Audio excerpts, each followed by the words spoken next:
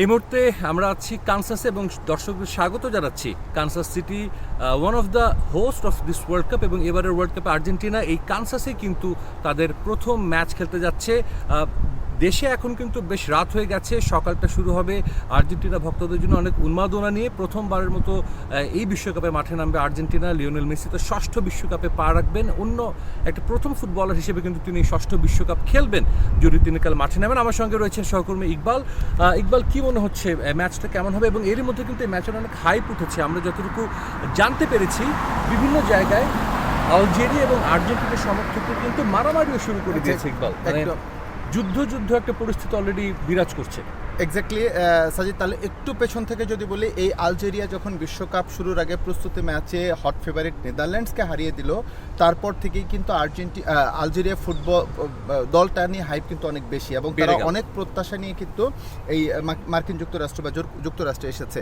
এবং আরও একটা জিনিস জানিয়ে রাখি, আলজেরিয়ার প্রচুর নাগরিক কিন্তু এই যুক্তরাষ্ট্রে থাকে, সুতরাং বাই ডিফল্ট তারা এখানে অনেক সাপোর্টার পেয়ে যাচ্ছেন। আমাদের কাছে যতটুকু তথ্য আছে, গতকাল রাতে নিউ ইয়র্কে ম্যাচ হচ্ছে, নিউ ইয়র্কে কিন্তু এই মারামারি হয়েছে কিন্তু নিউ ইয়র্কে ম্যাচ হচ্ছে কানসাসে মারামারিটা হয়েছে কিন্তু নিউ ইয়র্কের ম্যানহাটনে।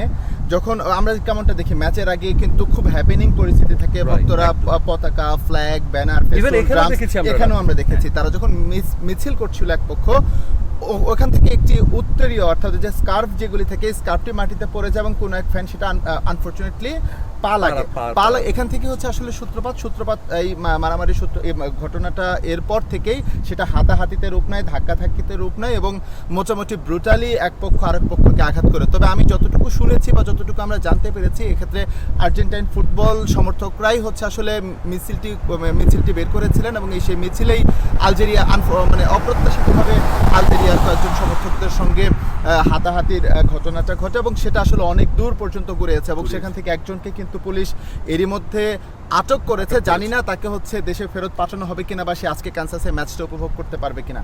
বিপরীতে সাজিদ, আরও একটা কথা কিন্তু বলতেই হচ্ছে, গতকাল আমরা যখন স্টেডিয়ামে গিয়েছিলাম, আপনি প্রেস বক্সে গিয়েছিলেন, আমি বাইরে অপেক্ষা করছিলাম, তখন দেখলাম দুইজন আলজেরিয়ার সমর্থক এবং একজন একই সঙ্গে আর্জেন্টিনাকে সাপোর্ট করছে এবং আর্জেন্টিনাকেও সাপোর্ট করছে। সুতরাং যে এই যে শুধুমাত্র যদি মারামারি বা গন্ডগোল দিয়ে যদি আমরা ক্লাসিফাই করতে যাই যে এরকম বিষয়টা আসলে সেরকম না।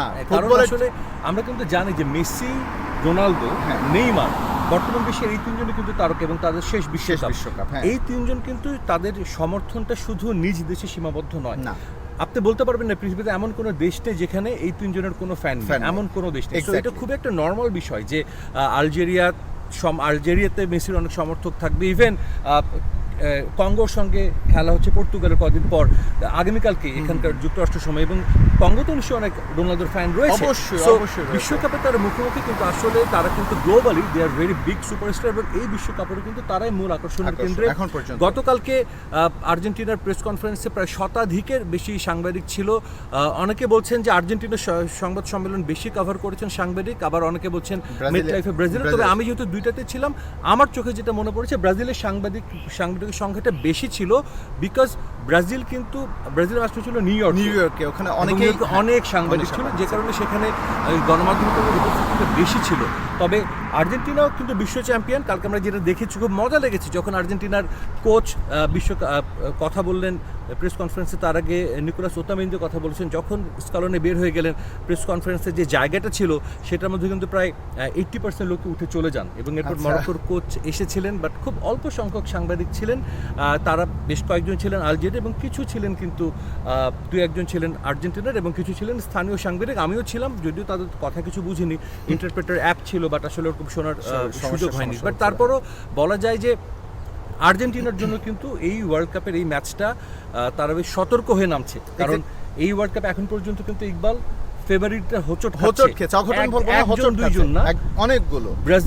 ব্রাজিল খেয়েছে, গতকাল স্পেন সবচেয়ে বড় হোঁচটটা খেয়েছে, নেদারল্যান্ডস খেয়েছে। এই দলগুলো, উরুগুয়ে সাবেক চ্যাম্পিয়ন, তারাও কিন্তু অপ্রত্যাশিত। এবং গতকাল আমরা ডার্ক হর্স বলে থাকি যে বেলজিয়াম কিন্তু ওন গোল যদি মিশর না করতো, ইজিপ্ট না করতো, তাহলে কিন্তু হেরেই যাচ্ছিল। সুতরাং ওয়ার্ল্ড কাপটা মানে মোটা দাগে যে আমরা আগে বলতাম যে ছোট দল বড় দল, সেই ছোট দল বড় দল বলতে এই ওয়ার্ল্ড কাপে কিন্তু এখন পর্যন্ত নাই। সো আলজেরিয়াকে কিন্তু এই কথাটাই বলেছেন লিওনেল স্কালোনি যে মরক্কো যেটা করেছে, কুরাসাও যেটা করেছে, সো তারা কিন্তু ভয় পাচ্ছে, তারা কিন্তু কুরাসাও যদিও হচ্ছে এর কাছে বড় ব্যবধানে হেরে গিয়েছে, কেপ ভার্দে যেটা করেছে এর সঙ্গে স্পেনের বিপক্ষে যেটা করেছে দুর্দান্ত করেছে। সাজিদ, আরো একটু জিনিস জানিয়ে রাখতে চাই, যেই জায়গায় গন্ডগোলটা হয়েছে এর 2-3 দিন আগে সেখানে কিন্তু শুট আউটের একটা ঘটনা ঘটেছিল।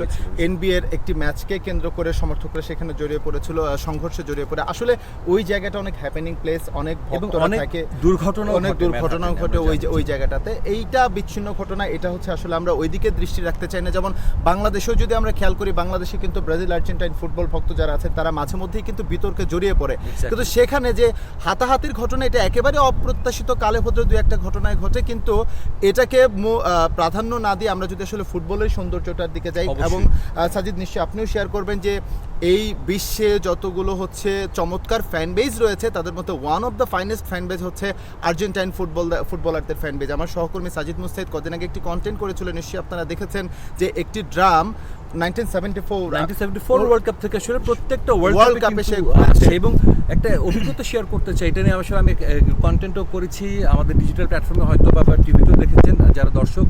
আমি যখন এয়ারপোর্ট থেকে নামার পর আপনার মনে আছে কানসাসে একজন ড্রাম বাজাচ্ছিলেন, সেই ড্রামটাই তুলার ড্রাম, ব্যক্তিটার নাম তুলা, তিনি মারা গেছেন, বাট তার ড্রামটা নিয়ে এসেছেন তার বন্ধু বান্ধব বা তার পরিচিত জনরা। তো আমি যখন তার ভিডিও ফুটেজ নিচ্ছি, আমাকে জিজ্ঞেস করেছেন আমি কোথায়, কে, বা স্বাভাবিকভাবে এগুলো জানতে চান তারা। যখনই আমি বলেছি আমি বাংলাদেশ থেকে এসেছি, আমার কাঁধে সে ড্রামটি দিয়ে বলেছে তুমি বাজাও, এবং তার একটা ভিডিও করেছে। আই ডোন্ট নো তার একটা নিউজ করেছে কিনা, কারণ তারা বেশ প্রফেশনালি ভিডিওটা করেছিল। তো বাংলাদেশি জানলে, গতকালকে ইভেন প্রেস বক্সেও একই অভিজ্ঞতা হয়েছে আমার, যখনই শুনছে বাংলাদেশ, তারা আমাকে জড়ায় ধরছে, সাংবাদিকরা, সমর্থক না, সাংবাদিকরা জড়িয়ে ধরছে, তারা বলছে যে থ্যাংক ইউ, তারা অভিভূত আসলে বাংলাদেশ তারা যে সাফল্য পায়। আরেকটা তথ্য জানাতে চাই, ESPN বিশ্বের একটা অনেক বড় গণমাধ্যম, এবং প্রত্যেকটা দেশে কিন্তু ESPN India, Brazil, Argentina, USA সব জায়গায়, ESPN UK, ESPN ব্রাজিল থেকে কিন্তু অনেক সাংবাদিক এসেছেন। ব্রাজিল ম্যাচের আগের দিন আমি ব্রাজিলের জার্সি পরেছিলাম, যেহেতু আমাদের পড়তে হচ্ছে যে বড় ম্যাচগুলোর যখন ম্যাচ থাকে আমরা এই জার্সি পরছি। ESPN ব্রাজিলের এক সাংবাদিক এসে আমার সাথে কথা বলেছেন, এবং তিনি আমার কাছে বাংলাদেশে ব্রাজিল দলের যে উন্মাদনা সেটা জানতে চেয়েছিলেন। আমি তাকে বলেছিলাম সময় দেব, ইন্টারভিউ দেবো, বাট সেটা হয়নি। এরপর তিনি আমাকে 3বার ফোন দিয়েছেন।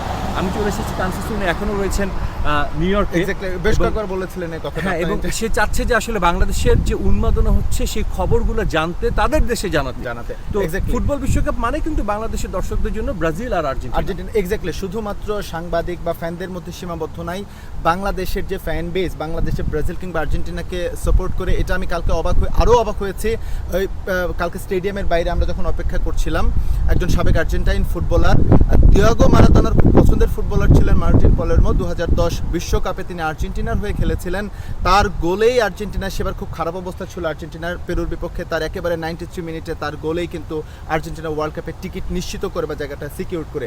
সেই ভদ্রলোক যখন বের হয়ে যাচ্ছিলেন, আমরা কয়েকজন তার সামনে মোবাইল বা সেলফির আবদার করলে, তারা যখন শুনে যে আমরা কোথা থেকে এসেছি, যখন শুনে বাংলাদেশ, মানে সে জাস্ট মানে মনে করছে যে বুকে জড়িয়ে নিই তাকে। তো সুতরাং বাংলাদেশিদের আসলে একটা অবস্থান এই বহির্বিশ্বে বা আর্জেন্টিনা বা ব্রাজিল ফুটবল ভক্তদের কাছে বা ওদের কাছে যে একটা অবস্থানে চলে গিয়েছে বাংলাদেশের ফুটবল ভক্তরা বা বাংলাদেশের সমর্থকরা, ফ্যান বেস, এটা নিঃসন্দেহে অসাধারণ। এটা আসলে আমাদের এই যে দেশের বাইরে কভার করতে এসেছে, এটা আসলে আমাদের মানে চমৎকারভাবে সম্মানিত করছে। এটার কৃতিত্ব আমাদের বাংলাদেশের যারা ফুটবল ভক্ত যারা রয়েছে পুরোটা হচ্ছে তাদের।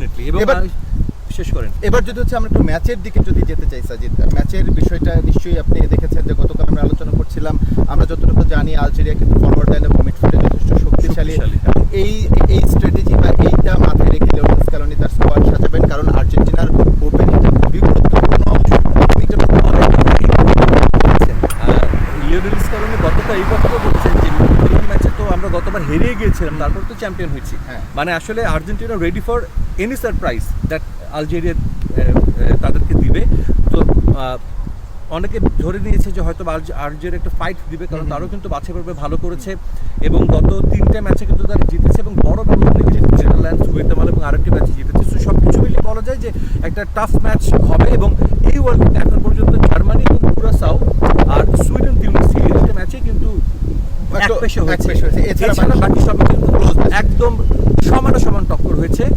আমাদের প্রত্যাশা থাকবে যে আমরা একটা ভালো ম্যাচ দেখবো আজকে, সমান সমান টক্কর হবে এবং তার সেরা দল যারা মাঠে থাকবে তারাই জিতবে, কি বলেন? এক্স্যাক্টলি সাজিদ, এটাই শেষ করতে চাচ্ছি। তার আগে একটু তথ্য জানিয়ে রাখি, সেটা হচ্ছে গতকাল স্পেন ড্র করাতে আর্জেন্টিনা কিন্তু একটু চিন্তায় পড়ে গিয়েছে, কারণ নকআউট ফেজে গিয়ে ওই গ্রুপের সঙ্গে কিন্তু এই গ্রুপের একটা ইকুয়েশন রয়েছে। সেই ক্ষেত্রে আর্জেন্টিনা যদি গ্রুপ চ্যাম্পিয়ন হয়, ওইদিকে স্পেন যদি রানার্স আপ হয়ে যায়, তাহলে কিন্তু তবে স্পেন দলকে নিয়ে আমার মনে হয় না আর্জেন্টিনার খুব একটা চিন্তা করার কথা, কারণ আমি বলতে চাই আর্জেন্টিনার সমর্থকদের যে স্পেন 2010 ওয়ার্ল্ড কাপে চ্যাম্পিয়ন হয়েছে, এরপর তারা 14, 18, 22 তিনটা ওয়ার্ল্ড কাপে মাত্র 3টা ম্যাচ জিতেছে।